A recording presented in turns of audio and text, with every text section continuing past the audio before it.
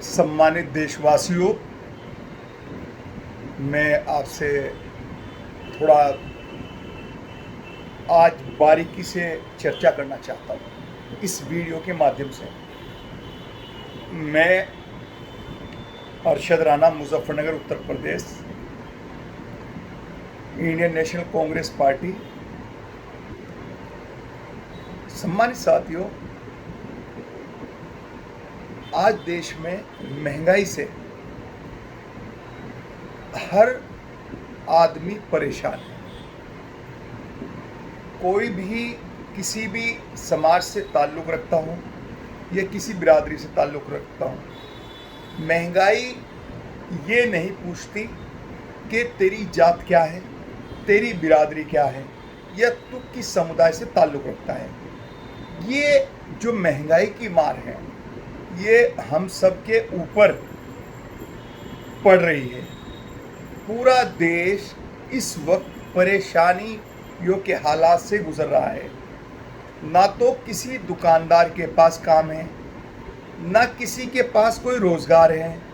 जिनके रोज़गार थे उनके रोज़गार ख़त्म हो चुके हैं, क्योंकि जब आप नौकरी नहीं होगी आपके पास, जब आप अपने रोज़गार पर नहीं होंगे, तो आप बच्चों के लिए या रसोई के लिए शॉपिंग कहाँ से करोगे। सबसे मेन चीज़ है कि महंगाई। इस महंगाई को जो हमने आज इतनी ज़बरदस्त मार पड़ रही है महंगाई की वजह से पूरे देश के हर आम आदमी पर, के रसोई जो ज़िंदगी की रोज़मर्रा की एक सबसे अहम ज़रूरत है, जिस रसोई से दिन की शुरुआत होती है, जिस रसोई से शाम का आखिरी होता है, उस रसोई में आज खाने पीने की चीज़ों को लाने के लिए घर के मुखिया को कितना कुछ सोचना पड़ रहा है, ये आप सब जानते हैं। इसके जिम्मेदार कौन है? इसके जिम्मेदार मौजूदा सरकार है, क्योंकि भाजपा की सरकार जब से आई है महंगाई की मार देश के हर नागरिक पर बेपनाह और बेहिसाब पड़ रही है। क्योंकि जीएसटी की मार, हर चीज़ पर आपको टैक्स से बांध दिया गया है। आपके पास जब रोज़गार नहीं होगा, जब आपके पास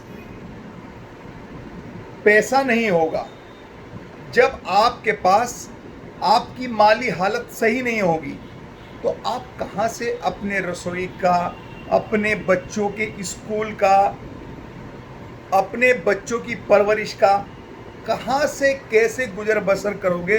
सम्मानित साथियों, ज़रा होश में आ जाओ मेरे देशवासियों।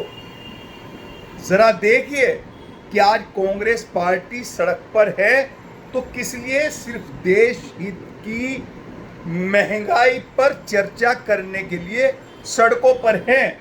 क्योंकि जो लोकतंत्र में आज़ादी मिली हुई है, उस आज़ादी को तो माननीय प्रधानमंत्री जी ने छीन लिया।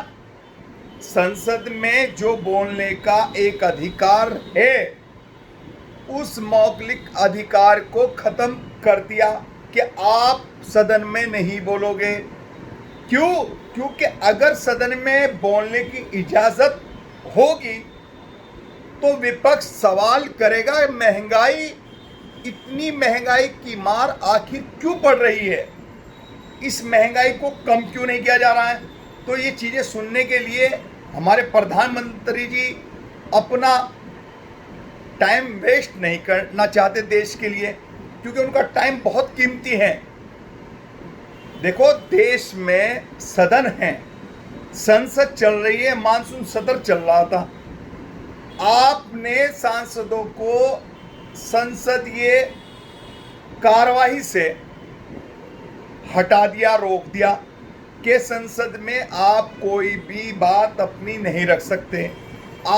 जब संसद का अधिकार माननीय सांसदों से, जिनको देश के भिन्न भिन्न इलाकों से जनता द्वारा, आप देशवासियों द्वारा चुनकर सांसदों को संसद तक भेजा गया है, उन सांसदों को बोलने का अधिकार नहीं है। क्यों? क्योंकि अगर वो बोलेंगे तो महंगाई पर चर्चा होगी, देश हित में चर्चा होगी, और उस चर्चा को मौजूदा सरकार सुनने के बिल्कुल मूड में नहीं है भाई। तो सम्मानित साथियों, हमारी इंडियन नेशनल कांग्रेस पार्टी के जो हमारे आदर्श नेता है राहुल गांधी जी, प्रियंका गांधी जी, सोनिया गांधी जी, और देश के भिन्न भिन्न राज्यों से कार्यकर्ता दिल्ली जाकर सड़कों पर क्या मैसेज दे रहे हैं कि हमारी आवाज सुनो, हमारी बात सुनो, देशवासियों के नागरिकों की आवाज सुनो। क्यों? क्योंकि संसद भवन में चर्चा करने से आपने रोक दिया माननीय प्रधानमंत्री जी। तो अब ये विपक्ष कहां जाकर किसको कैसे सुनाए? तो आप सुनने के मूड में नहीं हो। 1100 रुपए का सिलेंडर, ये सोचिए जनाब कि आज जो गरीब आदमी सुबह से शाम तक कितना कमाता है, कहां से आता है, कहां से रसोई चलाएगा, कहां से तेल 200 रुपए किलो सरसों का तेल खरीदेगा, कहां से आटा लेके आएगा?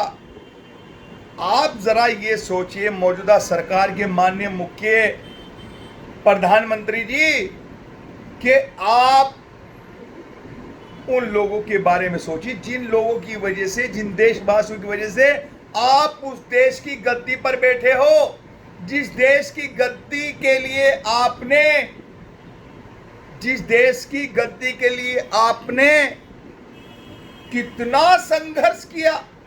आप जरा सी बात पर आपकी मंत्री Smriti Irani G cylinder sir पे उठाकर चल देती थी कि कांग्रेस के राज में इतनी महंगाई हो गई। वो 200, 250, 300 रुपए सिलेंडर का जो रेट था वो तो महंगाई था, लेकिन आज 1100 रुपए का जो रेट है वो महंगा नहीं है। आज जो 100 रुपए लीटर डीजल पेट्रोल है वो महंगा नहीं है। आज देश में जो युवा बेरोजगार घूम रहा है, जो रोजगार से परेशान है, उसके रोजगार की आपको फिक्र नहीं है। आज जो देश का युवा परेशान है, तबाह है, सुसाइड कर रहा है। क्यों? क्योंकि उसके पास 20 साल किताबों को दिया हुआ समय भी उसका कारगर साबित नहीं हो रहा है। उसने 20 साल किताबों को इसलिए टाइम दिया कि कल पढ़ लिख कर मैं काबिल बनूंगा और मैं फिर देश हित में अपनी नौकरी करूंगा, देश में मुझे रोजगार मिलेगा। लेकिन क्या आपने दिया अग्निपथ? माननीय प्रधानमंत्री जी, अग्निपथ 4 साल की नौकरी में देश का युवा पछड़ के रह जाएगा। 4 साल में उसकी पूरी जिंदगी आपने 4 साल में समेट के रख दी। आपने एक बार भी नहीं सोचा। आज सोचिए, देखिए कि देश कहां जा रहा है। हमारा देश है ये हम सब ने इसको अपना बलिदान देकर इस देश को बनाया है। हर समाज का हिस्सा है इसमें। हर युवा ये चाहता है कि मेरा देश जैसे सोने की चिड़िया था ऐसा ही सोने की चिड़िया बन के रहे। ये नहीं कि आज कितने कर्ज में देश डूबा हुआ है। माननीय प्रधानमंत्री जी ये नहीं चाहता। तो आपसे निवेदन है कि आप संसदीय चर्चा शुरू करें और संसद में विपक्ष को सुनने की अक्षमता रखें। आप देश हित की चर्चा सुने। माननीय प्रधानमंत्री जी, आज आप देख रहे हैं कि कितनी परेशानी है। किसी के पास कोई रोजगार नहीं है, हर आदमी बेरोजगार हो चुका है।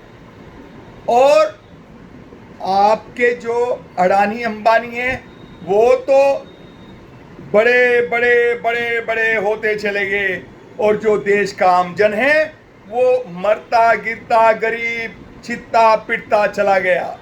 तो ऐसा ना करो, पूरे देश के मुखिया हो, आपकी जिम्मेदारी है कि देश हित में सोचो।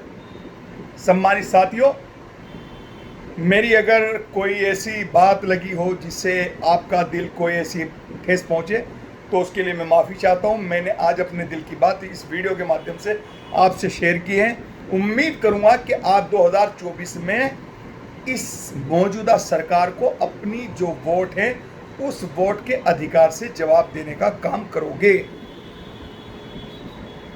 जय हिंद, जय कांग्रेस।